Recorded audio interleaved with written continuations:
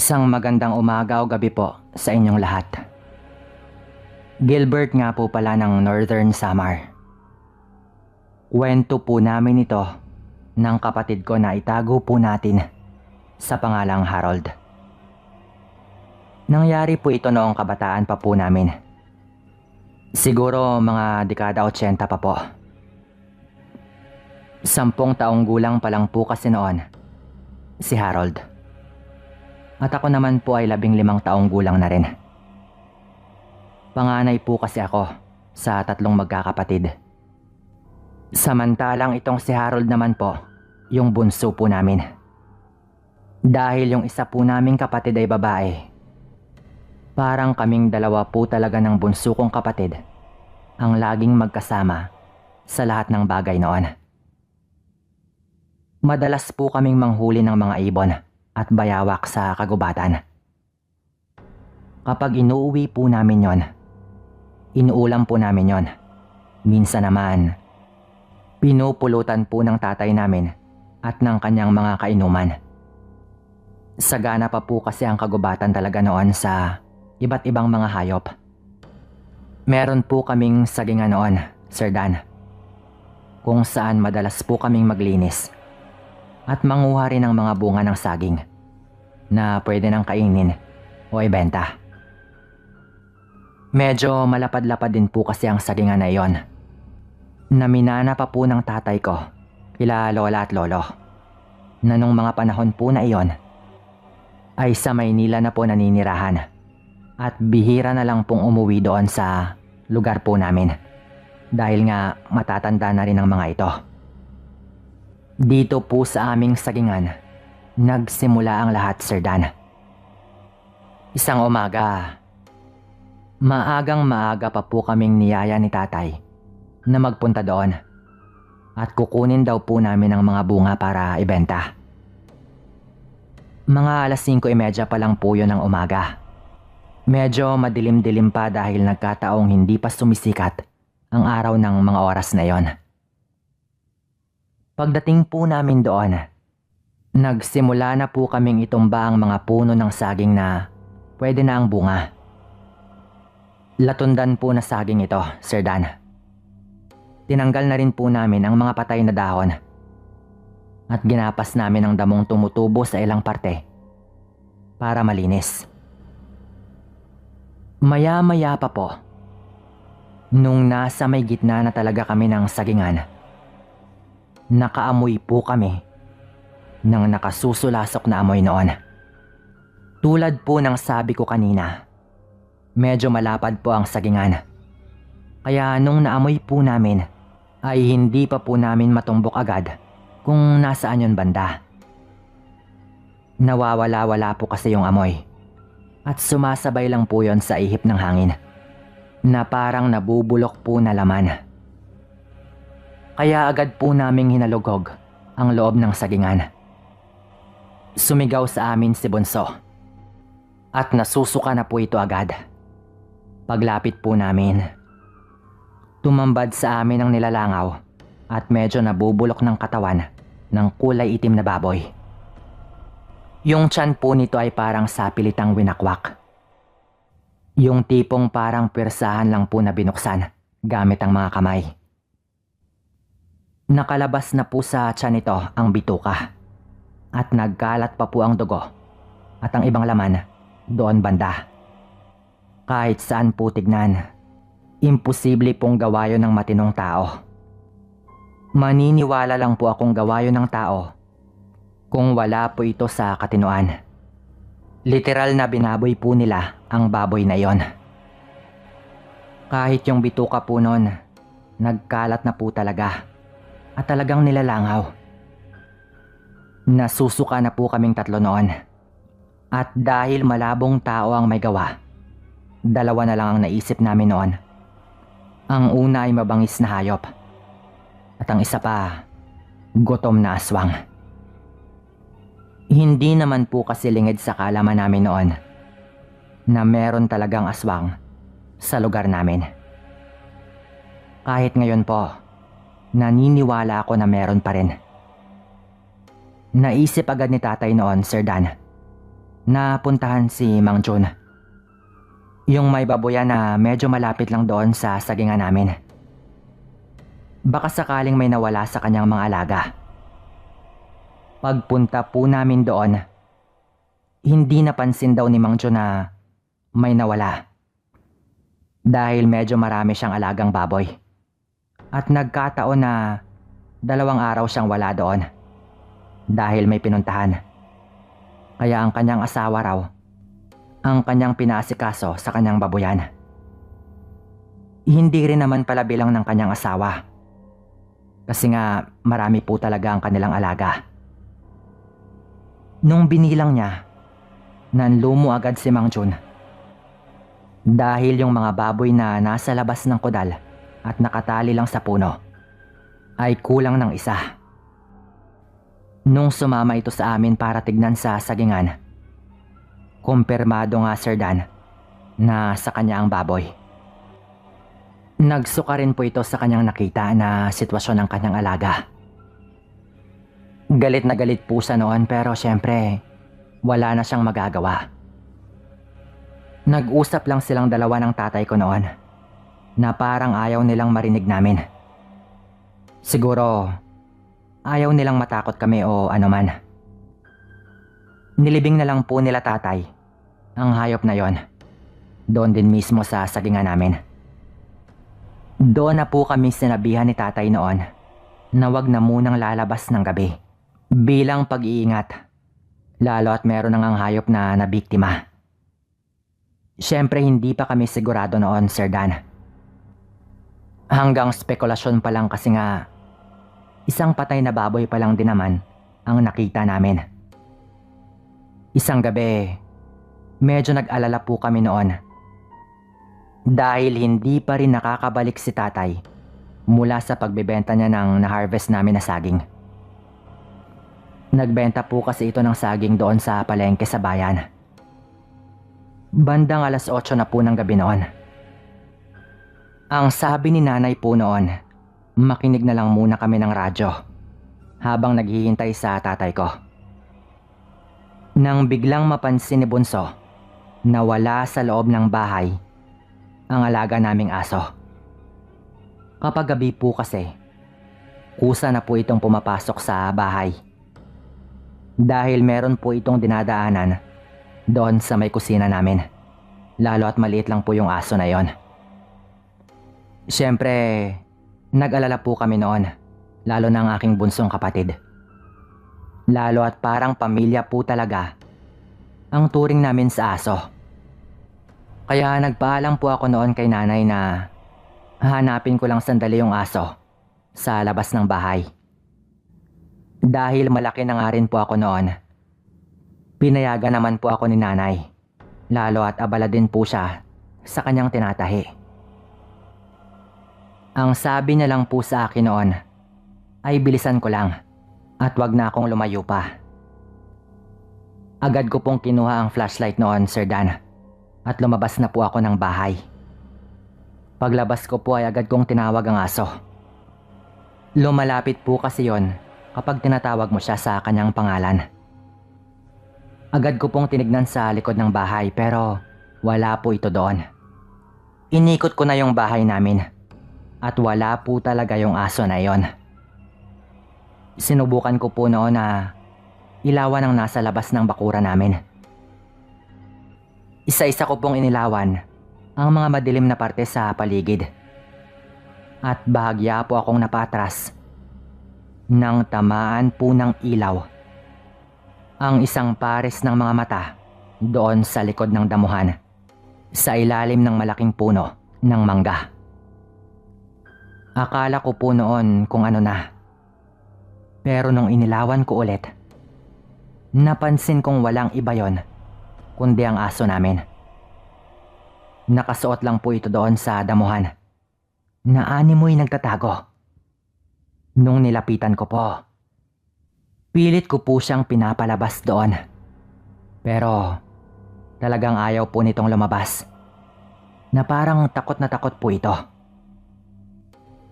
Yung tipong parang may gusto po itong sabihin sa akin na siyempre hindi ko maintindihan. Maya-maya pa, nakatingin lang po sa itaas ng puno ng mangga ang asong yon. At bahagya po siyang nag-aangil. Yung tipong ginagawa po ng aso kapag meron siyang kaaway. Parang ganon po. Siyempre, ako naman. Nagtaka po ako kung anong tinitignan niya doon sa itaas ng puno. Mabilis ko pong inilawan yon. Inisa-isa ko pa nga po ang bawat sanga ng puno. At napasigaw po ako bigla nung inilawan ko ang malaking sanga ng puno ng mangga. Tumambad po sa akin ang isang kakilakilabot na nilalang. Agad pong nagliwanag ang mapupulang mata nun nung tinamaan yun ng ilaw. Napaupo po ako noon sa lupa at napasigaw. Dahil parang isang malaki po yung paniki na naglalaway at nakatingin sa akin. Walang dudang isa po yung aswang, pero nagulat po ako noon nang sa mismong sandali po na iyon may sumigaw sa akin ng, "Kuya, ano yan?" Sigaw pa po noon ang boses ng aking bunsong kapatid. Lumabas pala ito ng walang paalam. Pero bigla po akong napasigaw nang bigla rin pong tumalon sa puno yung aswang na iyon. At kasabay po nun ay ang napakalakas na tunog ng wakwak. Tumayo na po ako noon at tumakbo papunta sa aking kapatid na ilang metro lang po ang layo sa akin. "Bunso, takbo na!" Sigaw ko pa po noon. At agad rin pong tumakbo ang aking kapatid. Pero halos mamatay po ako sa kaba noon nang makita kong mula sa itaas ay may biglang dumagit sa aking kapatid. Kitang-kita ko po noon, Sir Dan, na yung wakwak sa itaas ng puno, mabilis na dinakma ang binti ng aking kapatid. Ganon daw po kasi kapag dumagit ang mga wakwak. Sa binti nila hinahawakan para kapag nilipad nila sa ere ay nakabitin ng patiwarik ang tao at hindi na ito makakapalag. Kitang-kita ko po, Sir Dan, kung paano po nun inangat sa lupa ang aking kapatid, pero bago niya pa man po yun tuluyang mailipad sa ere ng mataas, nakapagtatakang agad rin po niya yung binitawan na parang hindi niya po kinayang dagitin si Bunso. Samantalang 10 taong gulang lang po ang kapatid ko noon. Parang bahagya niya lang po yung iniangat at binitawan din po agad. Bumagsak si Bunso doon sa damuhan. Habang yung aswang naman po na parang napakalaking ibon ay lumipad pa itaas. Ang lakas po ng tunog ng wakwak noon. Habang agad naman akong tumakbo sa aking kapatid. Sigaw po ng sigaw noon si nanay. Hindi ko po alam ang aking gagawin noon. Pero agad po akong napapikit nang makarinig ako ng magkakasunod na putok ng baril. Pagtingin ko po, ang tatay ko po pala yon. Nagkataon pala na pauwi na rin ito at narinig niya ang sigawan. Nagdadala po talaga ng baril ang tatay ko noon, lalo at madalas siyang gabihin sa kanyang pag-uwi. Pagkatapos po ng mga pagputok, talagang naririnig po naming unti-unti nang pumapalayo ang tunog ng wakwak. Iyak nang iyak si Bunso noon, Sir Dan. Nung tignan ni tatay, may suot-suot palang tanso na kwintas ang bunso kong kapatid.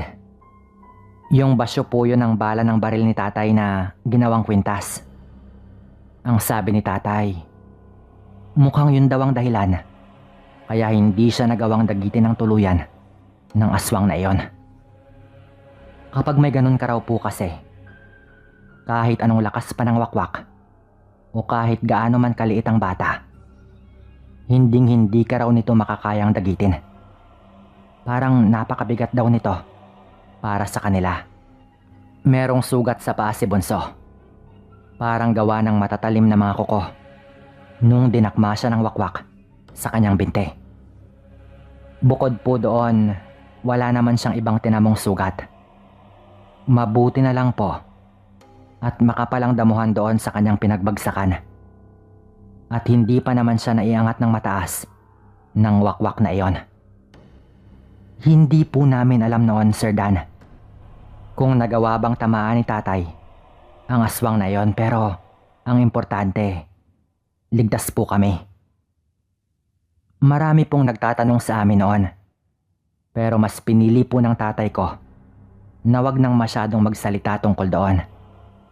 Lalo at medyo na trauma po ang aking kapatid sa nangyari sa kanya.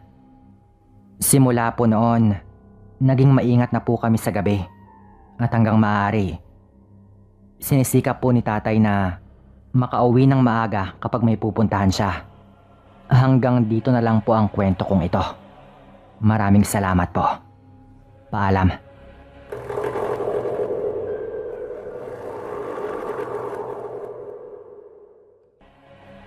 Melvin nga po pala ng Catanduanes. Medyo may katandaan na rin po. At ang handog kong kwento sa inyo ay nangyari pa noong 1991. Nasa lagpas 20 taong gulang na po ako ng mga panahong yon. Nag-resign po noon ang tatay ko sa kanyang kumpanyang pinagtatrabahuhan.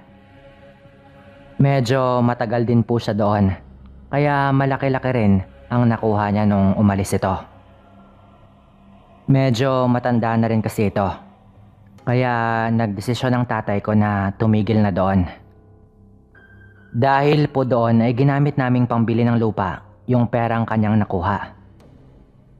Nung mga panahon po na iyon, ay kakaunti pa lang ang nakatira sa maliit lang naman namin na baryo.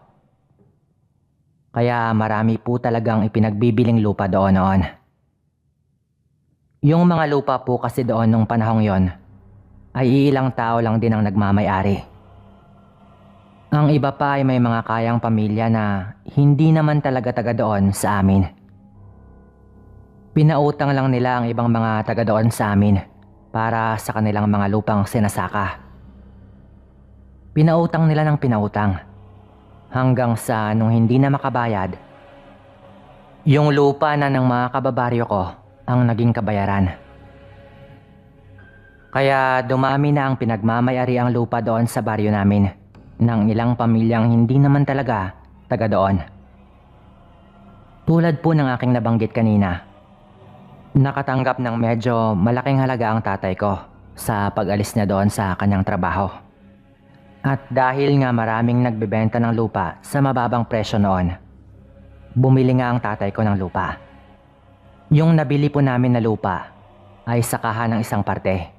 At yung kalahati pa na parte ay medyo kakahuyan na.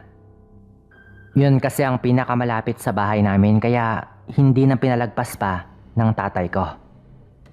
Binili po niya iyon at doon ay nagsimula na kaming taniman ang lupang yon. Pero yung sa may kakahuyan banda, hinayaan na muna namin. Ang katabing parte po ng lupang yon ay iba na rin ang nagmamay-ari.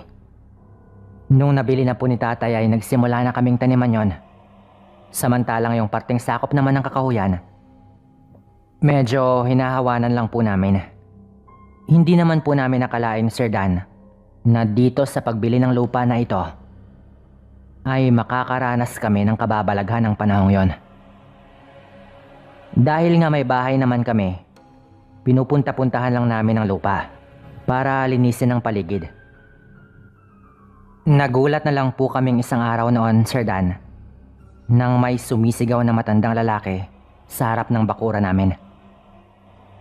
Nung tinignan po namin, ay walang iba yon kundi ang matandang kababaryo din po namin.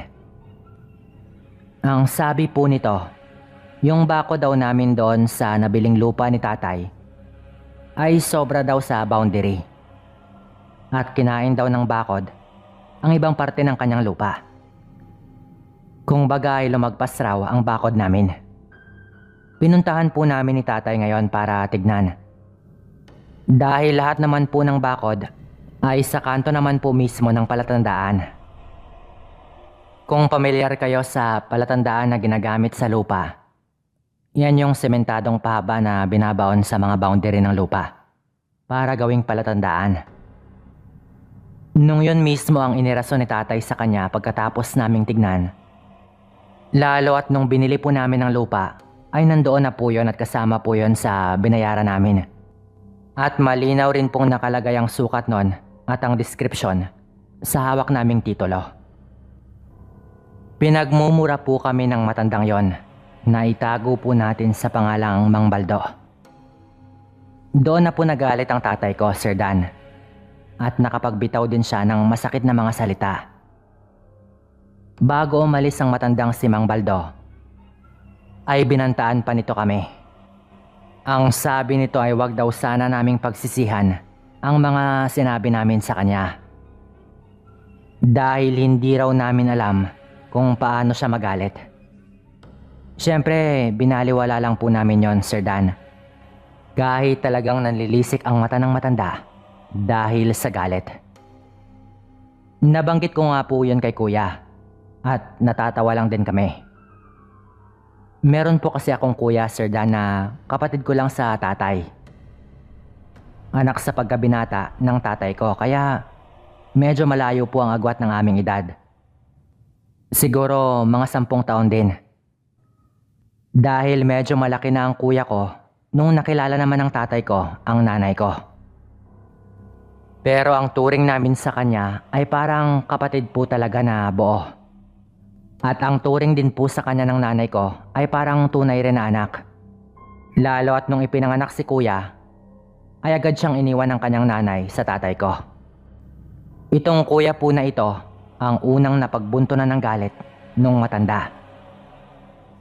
Padilim na po noon, Sir Dan, nung naglalakad si kuya pa uwi galing sa pangangahoy. Pasan-pasan pa po niya ang kanyang ibang kahoy na nakuha. Samantalang iniwan naman po niya ang iba doon sa loob ng gubat. Nang bigla na lamang po siyang inatake ng hindi namin tukoy na hayop. Nagulat po kami noon, Sir Dan. Noong mga bandang 6:30, kumakatok si kuya at sumisigaw. Nung buksan po namin ang pinto, tumambad sa amin si kuya na meron ng mga kalmot at mga sugat. Pero mga mababaw lang naman po. Ang sabi nito, bigla na lamang daw siyang dinumog ng isang may kalakihang hayop sa daan niya pa uwi. Sa tanang buhay daw niya, doon lang siya nakakita ng ganong hayop na sobrang pula ng mata at lubha raw na naglalaway. Bukod pa roon ay kakaiba rin daw talaga ang itsura nun. Mabuti na lang daw at itong si kuya ay hindi agad nagpadala sa takot. At nagkataong may dala itong itak na ginagamit niya sa pangangahoy. Nabitawan daw niya agad ang pasan niyang mga kahoy. At agad siyang natumba pero maswerteng nakabunot siya ng itak at nagawa pa raw niyang tagain ng hayop na iyon ng ilang beses. At doon na siya nakatakbo. Nagulat kami nang may sinabi si tatay pagkatapos nun. Baka napagkamalan kang ako, anak.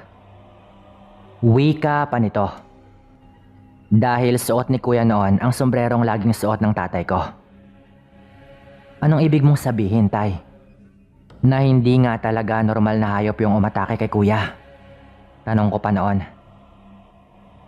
Pero nagtinginan lang po si nanay at ang tatay ko. Kinaumagahan po niyan, nagulat ako nung sabihin ni tatay na sumama daw kami ni kuya sa kanya at pupuntahan daw namin ang matanda. Nakita niyo ba ang malaking peklat sa mukha ni Baldo? Ako ang may gawa nun. Kaya alam kong ginagamit lang niya ang tungkol sa lupa. Pero ang totoo, galit pa rin siya sa akin sa nangyari noon. Siya ang umatake sa kuya mo. Aswang ang hayop na yon. Kaya nga nataga ko siya dati. Dagdag pa ng tatay ko. Sabay may ipinakita siyang itak na parang gawa sa tanso. Medyo maikli po yon sa normal na mga itak. At hindi yon ganun katalas kung titignan. Pero ang sabi ni tatay, mas epektibo daw yon sa mga aswang. Ang sabi pa nito, medyo nag-iingat na raw ang matanda. Pero noong araw daw, talagang isang agresibong aswang itong si Mang Baldo. Kaya maging kami, may naririnig naman din na mga kwento tungkol sa kanya noon. Pero hindi lang po talaga kami naniniwala ng kuya ko. Nung pinuntahan namin Sir Dan, walang sumasagot at nakasara lahat ng bintana at pinto sa bahay ng matanda. Alam naming nasa loob siya noon. Lalo at mag-isa lang naman po siya sa kanyang bahay noon. Pero hindi namin ugaling pwersahing pumasok sa bahay ng may bahay. Kaya hinayaan namin ito. At bumalik na lang po kami. Ang sabi ni tatay, kung ayaw niya tayong harapin kung tayo na mismo ang nagpunta dito, sigurado naman na haharapin natin siya kapag siya na ang bumisita doon sa atin. Wika pa ni tatay na parang sigurado itong pupuntahan nga kami ng matanda. Kaya nung gumabi na, sa labas kami nagpasakop sa dilim. Ayon kasi kay tatay, hindi raw kami malilinlang ng aswang. Kung pagtapak ng 6:00 ay nasa labas kami imbes na nasa loob ng bahay. Kumuha siya ng uling noon sa may likod ng bahay at pinilit niya kami ni kuya na ipahid yon sa mga balat namin. May nakapagsabi daw kasi sa kanya na isang albularyo na mabisa raw yon para itago ang amoy at presensya kapag may aswang sa paligid. Ginawa na lang din namin ni kuya. Hiwa-hiwalay kami ng pwesto noon, Sir Dan. Pero magkakalapit-lapit lang din. Mga ilang metro lang ang agwat siguro. Nasa loob ng bahay sila nanay pati ang mga kapatid naming babae. Maghahating gabi na noon, Sir Dan. At medyo nilalamok na kami. Nang bigla na lang kaming nakarinig ng mga alulong ng aso sa malapit. Yun bang tipong parang may kung ano silang nakita na sabay-sabay na lang ang kanilang mga alulong. Ilang sandali pa, Sir Dan. Bigla akong napalingon. Nung biglang may tumalon mula sa lupa, papunta sa sanga ng puno, sa gilid lang ng bahay namin. Biglaan lang po yun na hindi ko alam kung saan mismo nanggaling. Napatingin ako sa kinaroroonan nila tatay pero alam kong nakita rin nila yon. Humapay po talaga ang mga sanga ng puno. Nahalatang mabigat yung biglang tumungtong doon. Nung tignan ko pong mabuti, halos manginig po ako sa kinalalagyan ko nang makitang may isang nilalang na marahang gumagapang sa sanga ng puno. Mabalahibo po yon at kung titignan pong mabuti ay wala po yung saplot. Hindi ako makagalaw noon, Sir Dan, sa sobrang kaba. Ako pa naman ang pinakamalapit doon banda pero naunahan po ako ng kaba noon. Bigla po yung tumalon, Sir Dan, at gumapang yun sa lupa at tumigil na parang magpapalit ng anyo o kung ano man. Naaninag ko po ang lahat ng yon dahil sa ilaw sa harap ng bahay namin na medyo abot ang liwanag doon banda. Nagulat po ako nang biglang lumabas si tatay at tinangka niyang tagain yon pero mabilis po siyang dinumog noon, Sir Dan. Agresibo po yon at talagang parang tuluyan ng naging hayop ang anyo nun. Kaya lumabas na ako pero nauna si kuya at agad po niyang pinagtataga yon kaya nabitawan nun ang tatay ko. Sandali po yung nangisay, Sir Dan. At nung hahabulin po sana namin, bigla po yung tumakbo. Gayon pa man, malubha po ang sugat noon dahil sa ginawa sa kanya ni kuya. Bumangon po agad ang tatay ko noon at sinabing kumuha raw ako ng asin dahil pupunta kami sa bahay ni Mang Baldo. Ang sabi ni kuya, pero tay, bakit doon ito sa kabilang direksyon tumakbo? Nandito sa kabila ang daan papunta sa bahay ng matanda. Pero ang sagot ni tatay, huwag kayong magpalinlang. Sinusubukan pa niya tayong lituhin. Tumbukin na natin ang bahay at unahan natin siya doon. Kumuha ka ng asin, dali. Sigaw pa ni tatay sa akin na agad ko naman pong sinunod. Tumakbo na sila ni kuya noon at agad naman po akong sumunod sa kanila. Pagdating po namin doon, wala pa roon ang matanda. Yung bahay po nung matanda ay yung parang kubo lang na may hagdan po sa labas dahil medyo nakaangat sa lupa ang papag ng bahay. Kinuha ni tatay ang asin at inilagay yon sa ibaba ng hagdan. Sabay umupo lang siya doon at naghintay kami doon. Ngunit inabot na kami ng mga 1 oras doon at wala man lang pong dumating. Nagulat na lang po kami nang meron ng nagsisigawan sa loob ng gubat na meron daw patay. Nung puntahan namin, tumambad sa amin si Mang Baldo na wala ng buhay. Pero sa daan namin papunta doon, nagkalat na po ang mga patak ng dugo. Naanimoy nang galing na po siya roon banda sa may bahay niya pero bumalik ito sa gubat. Ang sabi ni tatay, baka raw nakita niyang nauna na kami roon kaya pinili niyang bumalik sa gubat at dahil hindi ito nakauwi, hindi niya nagawa ng paraan ang kanyang mga sugat na tinamo. Patunay na siya nga talaga ang aswang na bumisita sa bahay namin. Siya rin naman talaga ang may motibo. Ang nakakalungkot lang po, Sir Dan, ilang taon pagkatapos po nun, ang kuya ko naman ang namatay. Dahil rin sa pagtaga. Dahil may mga nakaaway siya nung lumawas ito ng Maynila. Hindi ko po masabing dahil yon sa karma. Dahil isang masamang aswang naman ang napatay ni kuya.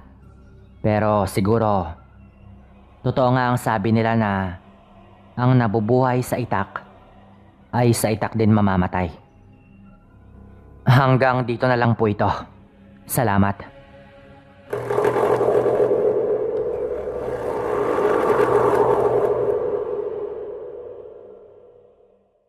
Magandang umaga, tanghali o gabi sa mga kapwa kong tagapakinig sa mga kwentong aswang sa channel na ito. Lalong-lalo na po sa inyo, Sir Dan. Itong ikukwento ko po sa inyo ngayon ay karanasan po mismo ng Lola Imelda ko. Nangyari ito noong siya ay dalaga pa lamang. Noong kabataan raw niya, magandang dilag talaga ang lola ko. Gayon pa man, kahit nasa edad na 19 na raw siya nung mga panahong yon, wala talaga siyang interes na magkaroon ng nobyo. Maraming nagtangkang manligaw pero kahit ni isa sa kanila, wala man lang nakakuha ng interes ng lola ko. Siguro dahil iba pa ang kanyang prioridad sa mga panahong yon. Ang nakakatandang kapatid kasi ni Lola Imelda na si Lola Brenda, maagang namatay noon. Namatay ito sa panganganak. Ang nakabuntis sa kanya ay iniwan na lang siya bigla at lumuwas ng Maynila. Dahil dalawa lang naman silang babae, ang Lola Imelda ko na lang po ang sumalo sa responsibilidad ng pagpapalaki sa bata. Nakakalungkot man po, may espesyal kasing pangangailangan ang naging anak ni Lola Brenda. Deaf mute po ito.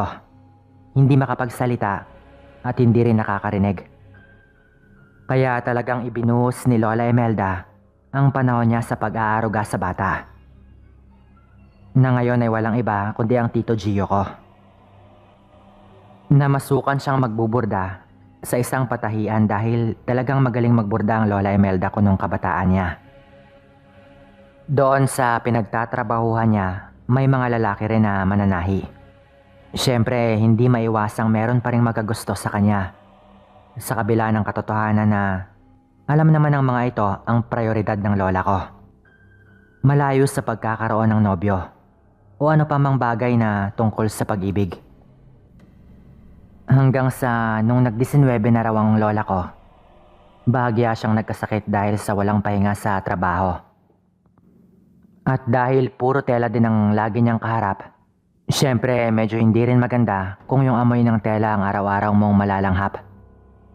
Kaya medyo humina raw ang baga ng lola ko, sabi ng doktor.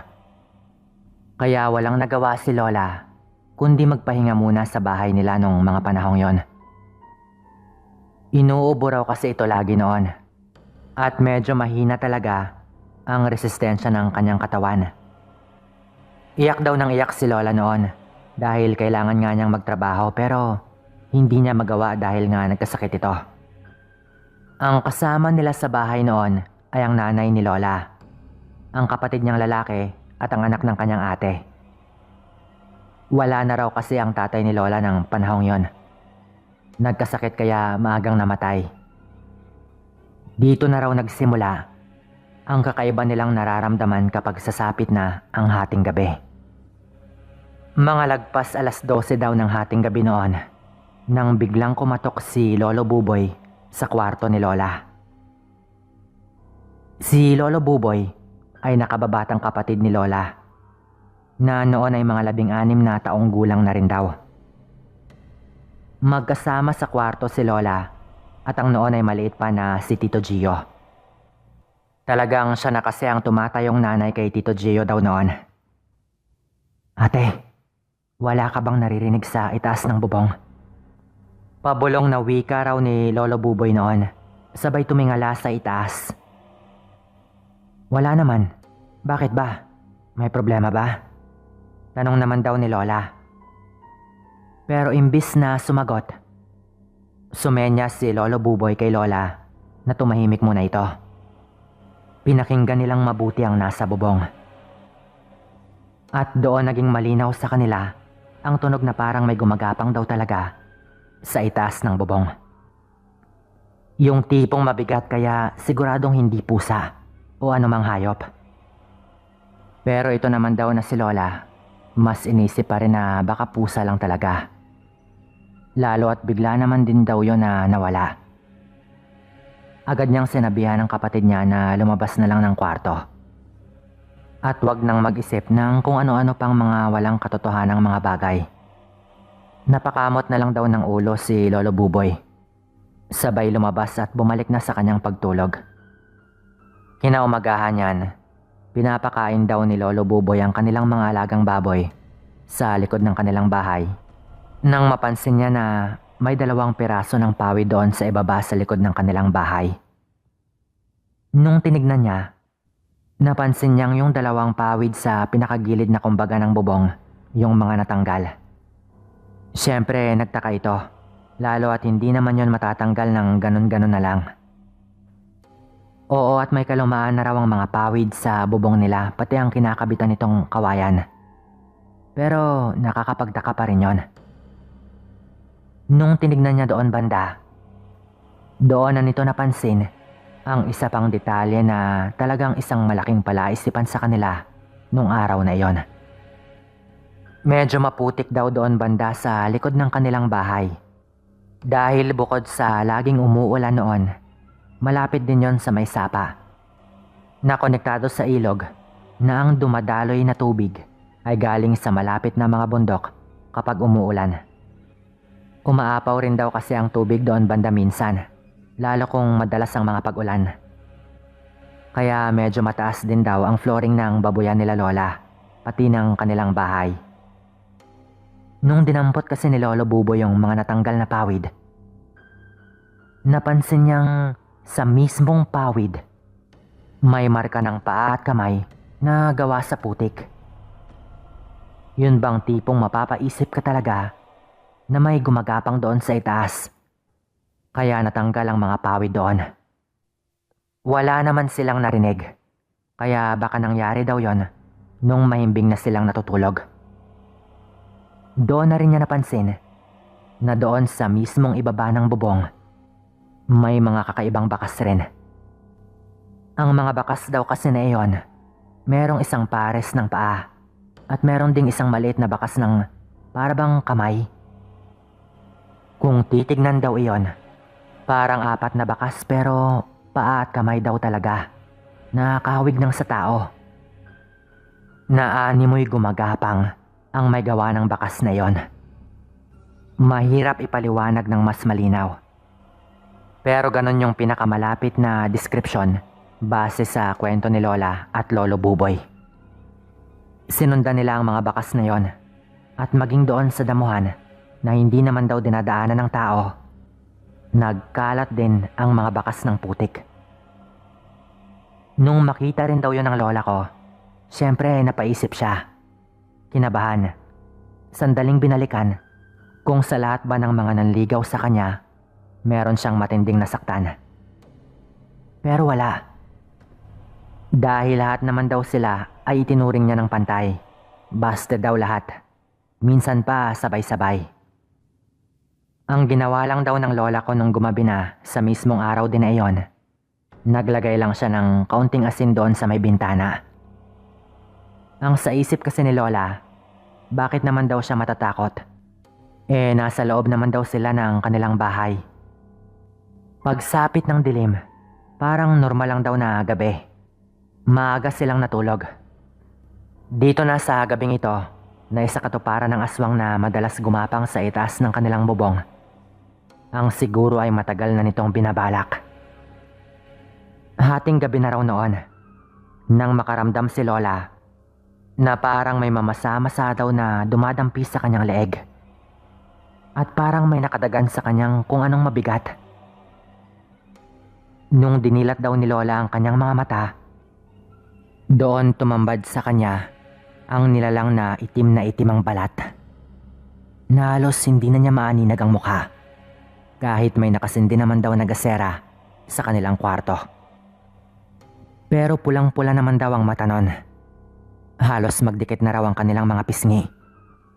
At yung kaninang nararamdaman niyang mabasa sa kanyang leeg, dinidilaan na raw pala yun ng aswang.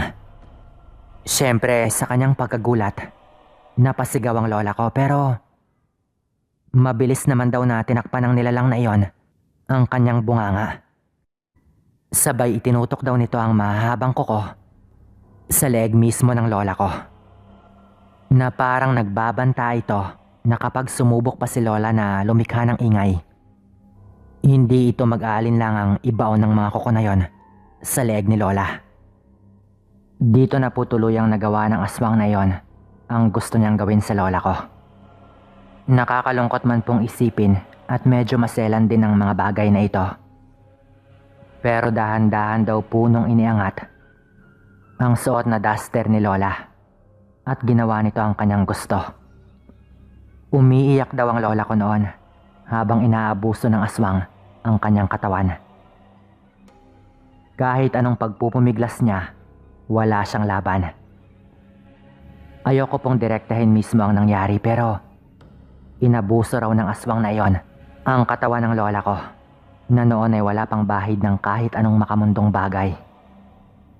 Akala daw ni Lola mamamatay na siya sa mga oras na iyon. Dahil bukod sa kawalang hiyaang ginagawa sa kanya, kakilakilabot daw talaga ang anyo ng aswang na iyon. Kitang-kita daw nito ang mga pangil habang patuloy itong naglalaway. Mahimbing naman daw na natutulog si Tito Gio noon. Dahil nga bingi yung bata, kaya talagang wala naman itong maramdaman o marinig. Sa kalagitnaan ng nangyayaring iyon, naalala ni Lola na may isinukbit palang patalim si Lolo Buboy doon sa ilalim ng kanilang higaan. Mababa lang daw ang kanilang higaan na madali lang niyang maaabot ang sahig kapag inunat niya ang kanyang kamay. At yun nga ang ginawa ng lola ko. Bago pa man siya tuluyang babuyin ng nilalang na iyon, mabilis niyang dinampot ang patalim na ayon pa sa lola ko, gawa pa raw pala yon sa tanso. At inundayan niya ng saksak ang aswang sa tagiliran nito. Doon na raw siya nakasigaw. Sandali raw na natigilan ng aswang na parang bahagyang nanghina. Kahit hindi naman daw na ibaon masyado ni Lola ang patalim na iyon. Dahil siguro gawa sa tanso ang patalim na iyon. Nung marinig daw nung aswang na sumisigaw na si Lolo Buboy, at papunta na doon sa kwarto ni Lola. Parang hayop raw itong umakyat sa pader, sabay tumalon palabas. Iyak daw ng iyak ang lola ko noon. Gulat na gulat naman si Lolo Buboy dahil sa may mga dugo na sa higaan na nagmula nga sa sugat nung aswang na iyon. Nagdamo daw si Lola ng mga sugat sa kanyang hita, sa kanyang braso at sa iba pang parte ng kanyang katawan. Nakakalungkot man pong isipin pero maswerte pa si Lola at hindi na ituloy ng aswang ang lahat ng kanyang gustong gawin. Pero talagang may nagawa raw ito na hindi ko na po kailangan pang banggitin dahil nakakabawas yon ng dignidad ng isang babae. Mabuti na lang at hindi rin nagbunga ang nangyaring yon. Pero sa maniwala kayo o sa hindi, talagang nagalaw ng aswang ang lola ko noon. Nais ko lamang pong linawin na hindi ko siya hinihiya sa pagkwento kong ito. Pero nangyari talaga ito matagal na panahon na ang nakaraan. Nung nagpa-albularyo raw sila, ang sabi raw ng albularyo, kasamahan daw niya sa tahian ang aswang na iyon. Nung pinuntahan nila doon sa tahian, iisang lalaki lang ang ilang araw na hindi na raw pumapasok at hindi man lang raw nagpaalam. Ngunit hindi na rin daw nila nakita pang muli ang lalaking yon. Ang sabi ni Lola, imposible daw na namatayon dahil lang sa mga saksak na ginawa niya. Pagkat mababaw lang daw ang mga yon. Huwag niyo po sanang husgahan ang kwentong ito. Hanggang dito na lang din po ito. Salamat.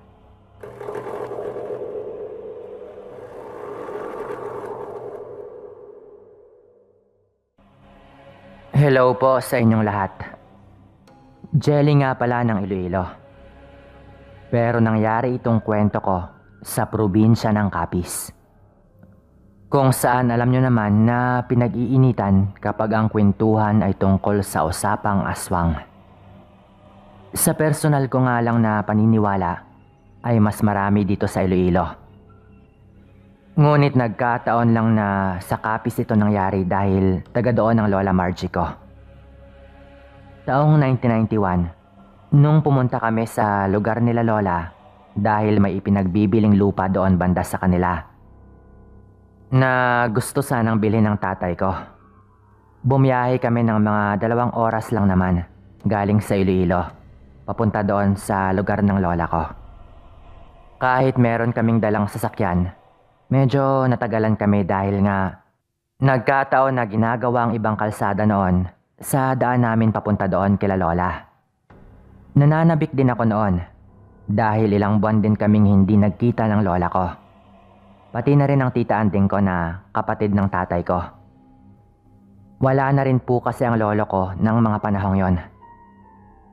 Pagdating namin doon ay konting kwentuhan lang tapos pinuntahan agad namin ang nasabing lupa na ipinagbibili para tignan. Nilakad lang namin mula doon sa bahay nila Lola dahil sobrang lapit lang naman din. Hindi na sumama noon si Lola. Dahil nga hirap na rin siyang maglakad ng mga panahong yon. Maayos naman po ang lupa. At nang makausap ni tatay ang may-ari, ay parang nagkakaintindihan naman agad sila. Babalik na lang daw kami noon para kumbaga i-finalize ang lahat. Nga pala, dalaga na rin ako nito. 17 taong gulang na rin. Pero nung mga panahong yon, medyo kumbaga ay may tuturing pang nene kahit sa mga ganong edad. Hindi tulad ngayon na elementarya pa lang ay meron ng jowa. Habang abala sila tatay at nanay sa pakikipag-usap doon sa may-ari at paglilibot-libot doon sa lupa, nagpaalam akong bibili lang ng soft drink sa tindahan malapit doon banda. Nung bumili na ako ng soft drinks, medyo nawirduhan ako sa matandang bantay ng tindahan. Taas baba po kasi ang tingin nito. Tapos biglang umiti na parang makahulugan. Mangitim-ngitim na rin ang ngipin nito, syempre sa katandaan. Ngunit talagang kakaiba po ito kung makatingin. Tinanong nito ako kung dayo ba daw ako doon. Siguro ay hindi niya po nakita na kasama ko ang tatay ko nung dumaan kami doon banda. Kasi kung si tatay lang, malamang kilala niya dahil nga sa kapis lumaki ang tatay ko. Kumuha na siya ng soft drinks at pumunta sa may likod banda ng kanilang tindahan. Naghahanap yata ng pangbukas kasi maya-maya lang narinig ko yung tunog ng binubuksan na bote. Pagkatapos nun ay bumalik na ito at nilagay yon sa plastic, sabay abot sa akin. Ang isa pang nakakainis na nakakapagtaka, nung inabot niya sa akin ang sukli, hinawakan niya pa ang kamay ko nang medyo mahigpit. Sabay tingin sa akin ng masama. Nung halatang medyo natakot na ako, ngumiti ito sabay binitawan ng aking kamay. Nagmadali na akong bumalik noon doon kila tatay at ininom ko na agad ang binili kong soft drinks. Hindi ko na sinabi ang tungkol sa matanda kasi naisip ko na baka weirdo lang talaga ang matandang yon. May kalaparan ng lupang gustong bilhin ni tatay. Kaya nung nilibot namin yon, hindi na kami bumalik doon sa dinaanan namin. Ibang daan na ang ginamit namin pauwi. Kaya hindi na kami napadaan ulit doon sa may tindahan. Nung umuwi na kami, mga bandang 5:30 na ng hapon, ay nakaramdam na ako ng kakaiba, Sir Dan. Humila bigla ang aking tiyan at ilang sandali lang ay bigla na itong sumakit ng todo. Ramdam na ramdam ko po yun, Sir Dan, na parang kinakalmot ang loob ng aking tiyan. Siyempre, ang unang tinanong agad nila nanay ay kung ano bang nakain ko. Bukod sa kinain namin bago kami umalis ng Iloilo at sa tinapay na gawa ni Lola na kinain ko nga pagdating namin sa kanila, wala naman na ang paliwanag ko pa sa kanila. Kung hindi pa binanggit ng tatay ko na nagpaalam ako para bumili sa tindahan, ay hindi ko pa maaalala na uminom din pala ako ng soft drinks. Siyempre, yun agad ang maiisip nilang dahilan. Lalo at hindi nga naman maganda sa katawan na uminom ng mga ganon. Ngunit nung lumapit na si Lola sa akin at hinawakan niya ang aking kamay, nagulat kami nang may bigla itong kakaibang sinabi, Sir Dan. Saang tindahan ka ba banda bumili? At sinong bantay? Mukhang nabati ng aswang itong apo ko. Diretsyong sabi ng lola ko na parang alam na alam niya ang kanyang sinasabi. Siyempre, nagtinginan po kaming lahat noon. Pero nagulat ako nang makita kong parang hindi man lang nabigla sila nanay at tatay doon sa mga sinabi ng lola ko. Pakiramdam ko po noon ay may hindi ako alam tungkol kay Lola, Sir Dan. Ilang sandali lang ay bigla itong mainilabas na kung ano-anong mga gamit. Binuksan ni Lola ang isang cabinet doon sa kanyang kwarto. May kinuha siyang parang libreta. Napilit pa niyang tinatanggalan ng alikabok. Meron ding mga bote na hindi ko alam ang laman. At merong mga bagay na nakabalot ng tela. Litong-lito po ako noon pero sila nanay pati ang tita ko ay parang hindi na nagulat sa mga pangyayari. Tatagalugin ko na lang po ang lahat ng mga usapan. Siyempre, para hindi mo na kailangang mag-translate pa. Namimilipit na ako sa sakit noon. Lumapit si tatay kay Lola. Nay, gagamitin mo na ulit yung mga gamit mo? Sigurado ka ba? Baka hindi na kayanin ang iyong katawan. Matindi rin ang balik kapag ginagawa mo yan. Wika pa ni tatay sa lola ko. Matagal-tagal na rin. Mga 20 taon na mula nang tumigil ako nang hindi ko mailigtas ang panganay ninyo. Sagot naman ni Lola. Alam ko naman po noon na ang panganay nila tatay na ate ko na sana ay namatay nung mga 1 taong gulang pa lang daw ito. Nay, matagal na yon. At huli naman na nung inuwi namin ang bata dito. Kaya wala ka na ring nagawa. Sagot naman ni tatay. Doon ko na po nalaman, Sir Dan, na ang namatay ko pala na ate ay inaswang pala talaga at hindi ito nailigtas ni Lola dahil huli na nang malaman niya. Alam kong mahirap po itong paniwalaan pero talagang may mga batang akala ng iba ay nagkasakit lang. at wala nang ibang dahilan, pero ang totoo ay inaswang pala talaga. Agad po akong ginamot ng lola ko noon, Sir Dan. May mga pinapahid siya sa aking tiyan at may mga pinahanap na halamang gamot kay tatay. At nung nakompleto na ang kanyang mga kailangan, binuksan niya ang libreta at meron siyang mga dinadasal na hindi ko maintindihan. Ang sabi ni lola noon, dahil daw yon sa soft drinks na ininom ko. Hinipan daw yon ng aswang na matanda. Binanggit niya pa ang pangalan ng matanda na ang sabi niya, matagal na niyang alam na isang aswang. Galit na galit po ang lola ko noon. Hindi raw siguro nito alam na apo niya ako. Mukhang hindi raw nito alam ang kanyang binabangga. Nung mga oras ko lang po na iyon nakitang nagalit ng ganon si lola. Ang sabi pa niya, sigurado raw na naramdaman na ng aswang na nakontra na ang pang-aaswang na ginagawa niya sa akin. Dahil doon sa mga orasyon na dinadasal ni lola habang ginagamot niya ako. May mga nakasulat po kasi na orasyon doon sa libreta at meron ding mga simbolo. Pero hindi ko po yun mabasa.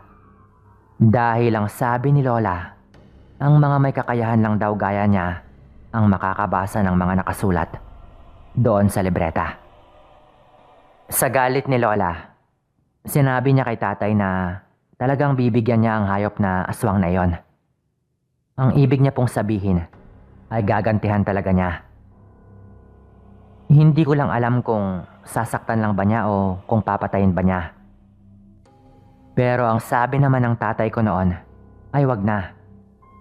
Dahil kapag ginawa daw yun ni lola, makakaganti nga raw siya pero may balik naman daw sa kanyang katawan, lalo at matanda na rin si lola. Ngunit ang sabi ni lola, hindi raw namin magagarantiyang titigilan na niya ako. Kung hindi raw namin ito, kukomprontahin. Wala nang nagawa si tatay noon, kundi ang pumayag na puntahan namin ang aswang na yon.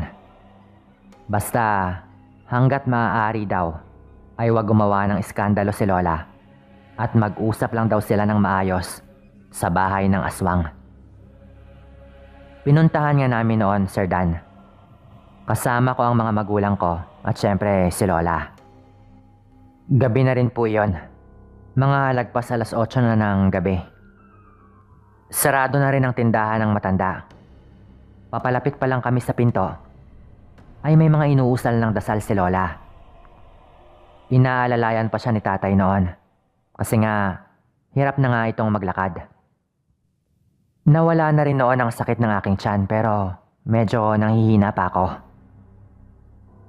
Pagkatok pa lang po namin sa pinto, naririnig na namin ang boses ng matanda sa loob na parang umiiyak na at hingi na agad ng hingi ng tawad. Pinagbuksan kami ng kanyang anak na babae na nakikiusap na tigilan na ni lola ang pag-usal ng orasyon.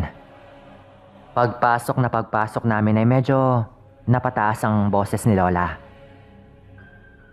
Mali ka ng ginalaw. Ipapahamak mo pa ang apo ko. Galit na wika ni lola noon. Habang namimilipit na sa kanyang kinauupuan ang matandang nagtinda sa akin ng soft drinks. Hingi ito ng hingi ng tawad dahil hindi raw niya alam talaga na apo nga ako ni lola. At ang sabi nito ay hindi na raw niya ako gagalawin pa.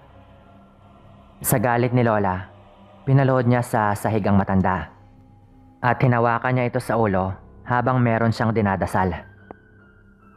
Akala po noon ng tatay ko ay talagang tutuluyan ni lola ang aswang na yon, pero mabilis na ipiniliwanag ni lola na parang minamarkahan lang daw niya ang aswang na yon. Para sa susunod daw na may aswangin pa ito, ay mararamdaman nyo ng gabay ni lola. Meron po kasing gabay ang aking lola, Sir Dan. Lahat naman siguro ng mga manggagamot, meron. Nangako noon ang matandang aswang na hindi na siya uulit pa. At muli itong humingi ng tawad sa amin. Nung medyo kumalma na po ang lahat, binantaan ni Lola ang matanda na wag siyang gagawa ng masama dahil sa susunod na gagawin niya yon, baka tuluyan na siya ni Lola. Pagkatapos po nun ay umuwi na rin kami. Dekada 90 pa po ito nangyari kaya ang lola ko at ang matandang aswang ay pareho ng patay. Parang tinupad naman po ng matanda ang kanyang pangako sa lola ko. Pero talagang kinikilabutan pa rin po ako kapag naaalala ko po yon. Hanggang dito na lang, Sir Dan. Maraming salamat kung mapili. Paalam.